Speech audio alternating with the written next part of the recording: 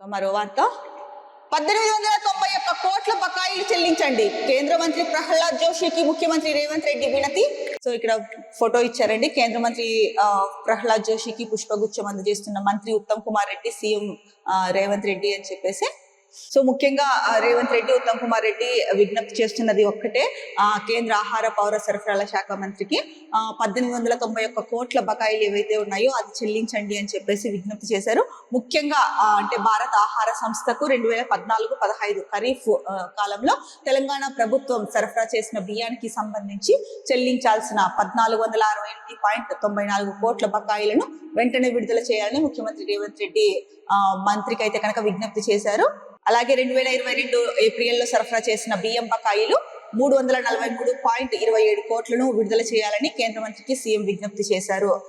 So ఈ నేపథ్యంలో ఏదైతే ఈ మొత్తం అమౌంట్ ఉందో బియ్యానికి అంటే బియ్యం సరఫరా చేశారు, దానికి సంబంధించిన బకాయిలు ఏవైతే ఉన్నాయో వాటిని రిలీజ్ చేయండి, వెంటనే చెల్లించండి అని చెప్పేసి కేంద్ర మంత్రిని అయితే కనుక కోరడం జరిగింది.